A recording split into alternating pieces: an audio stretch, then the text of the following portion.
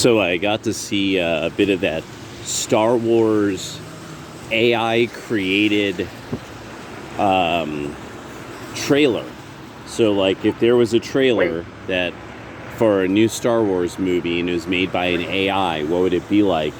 And this one person put it like, they said, yeah, there is a quality about it that is almost horrifying, like something out of a dream. They said there's some dreamlike quality, and the way that they pick up on non-human subjects that are really, really uncomfortable, and which alone gives it. I mean, there's a lot of potential there. that alone presents this huge potential for like how amazing. God dang, this is so much territory. This is such a huge footprint. What? No one's in there. What the hell? This must have a lot of people here at night. This is one of the barcades. And it's great looking. This looks so good. Oh my gosh, makes me want bar food.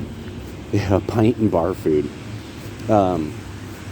So it was very interesting. Certain aspects of the scene, exchanges between the characters. Now I know somebody had to get the AI to write it all and put it together. There might have even been like attempts at editing. I kind of want to look into it a bit just to find out, like, so what was it like creating this? Like, what did the AI generate, at the various stages? Because everybody knows, like, the AIs will sometimes generate really odd stuff that is kind of nonsensical.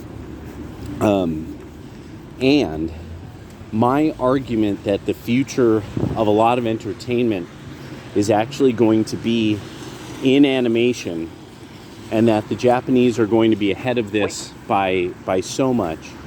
And so now to see how AIs are doing animation, as a tool already, this is kind of done. Hollywood's done pretty soon. They're gonna have to knock it out of the park to beat this. And so animation already. So the making of the Marvel movies and the DC Universe movies that were based on not being the animated hits that made them jump from the pages onto the little screen so as to create a basis for there to be an audience for the big screen releases. People who are really into it from the start, we all know this. Say when, The Mystery. Yeah, The Mystery was introduced on in DC, in the Justice League, when The Mystery came on the cartoon. That was like huge. That was like a huge deal. Nobody knew who this guy was if you didn't read the comics. And he's like truly this really creepy character. He goes all the way back to the days of really noir, noir comics like The Shadow, and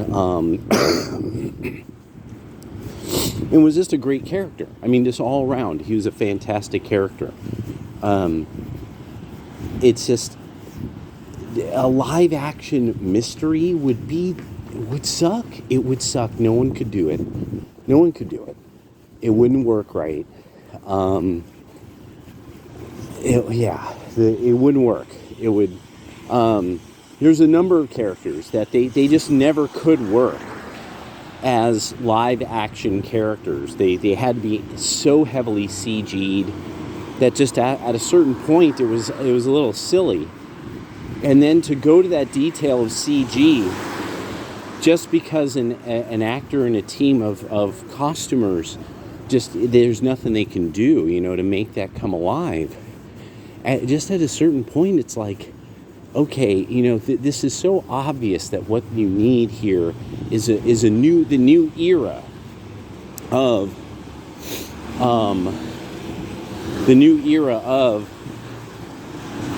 comic book or computer graphic design and such. Let's see. No, of course Herman's not out here on a day this cold. What am I thinking? Herman, checking to see if Herman's doing okay. Kind of worried he's probably not around, actually. But so the to see now how artificial intelligence is doing it, and so here's one of the things I could say. When those cartoons came out of all the comic book characters way back when I was in college, like first year of college, like 1994,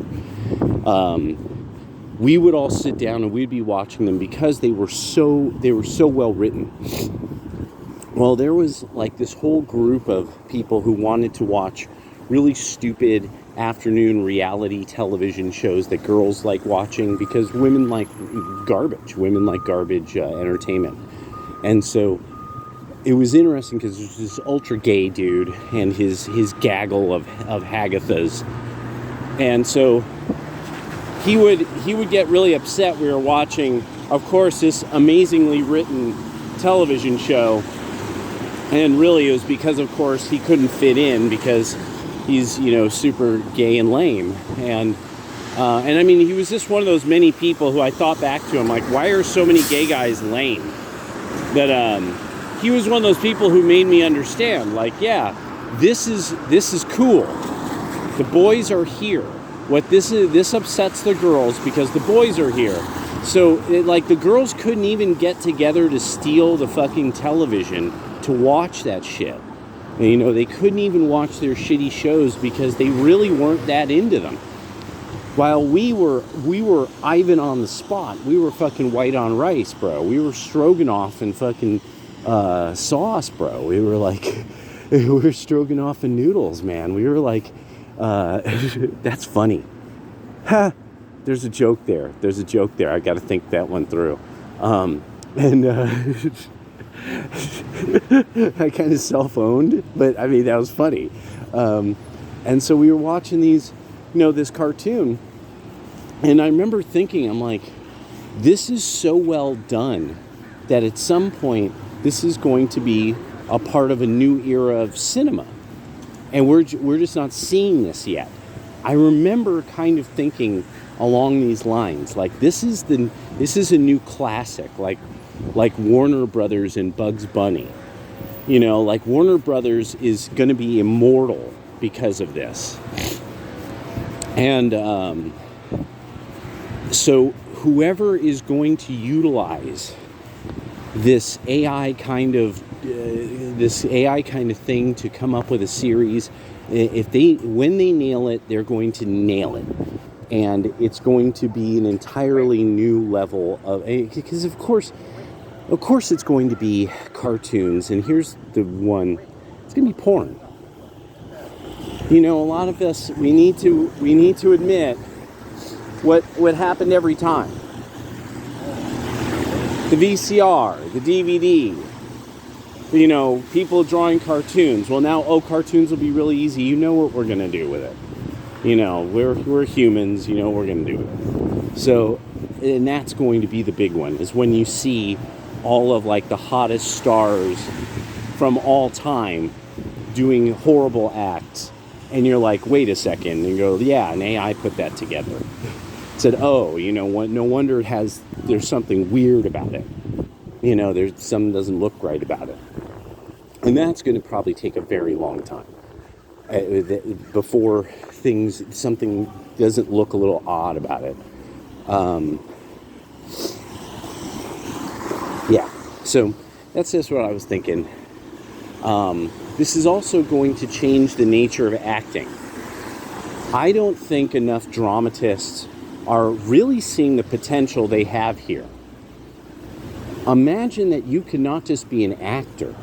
Imagine you can not just be a character.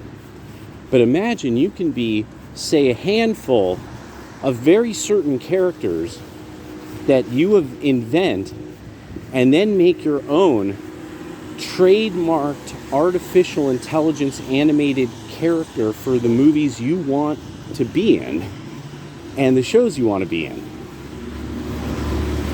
That was one thing I was thinking. Like the Japanese are going to be ahead of this. I guarantee you, there's going to be a whole group of Japanese women that exist as online characters. They exist as cartoon characters. This already kind of exists, but it's gonna advance even further. But already, the world of VTubers has shown people that this is a thing. To fundamentally become a dramatic avatar forever through artificial AI technology, keeping your character alive forever. And at the age you wish, or your AI character in your movies will be the age you wish your AI character to be for the role. This is another really weird idea that I was rolling around. I'm like, no, that should work. That should definitely, work along the lines of the way that's constructed. So then real world dramatists actually have this great experience of bringing the show to the audience in a different way. Because now TV and movies will be dominated by AI cartoons, and only so long. So what does the dramatist bring? What does the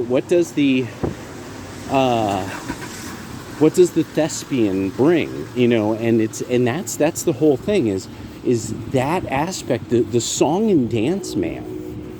Okay, so one of the things about the AI can't invent song and dance people like originals that, okay, like say if you are somebody that you're trying to go into the dramatic arts, AI is kind of doing this and doing that. Well, what about if you were this person going into the dramatic arts and you had like a whole act that you brought to the stage, maybe a character that you would play, certain songs, certain dances, things like that, right?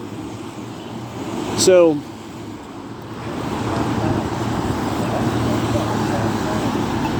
you can't really like even like the I want to move it that had to have been done by somebody so that the artists could copy the body action, because those animals don't move like that really.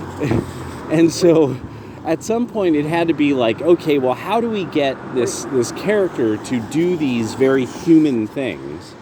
And so with AI, there's going to be the thing of, if somebody creates their own trademarked AI dramatic character that can be programmed to be used anywhere, well, they would also have then body actions and gesticulations that would or would not make sense.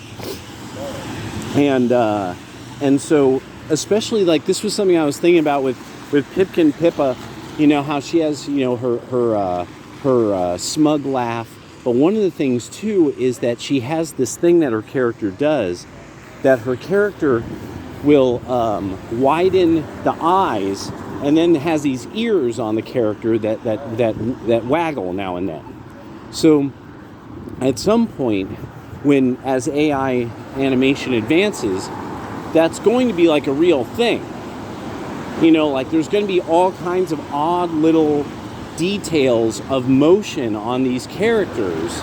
And remember, now the truly nightmare fuel tranny trans can create their ultimate tranny nightmare character that they could be online.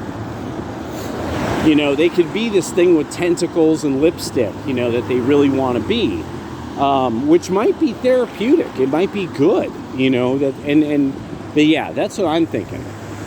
That's where my head is around the first go at it. All right, later.